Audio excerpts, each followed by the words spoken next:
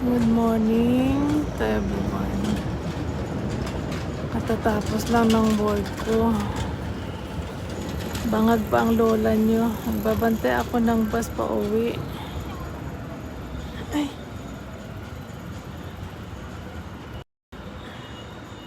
lakang tulog bangag.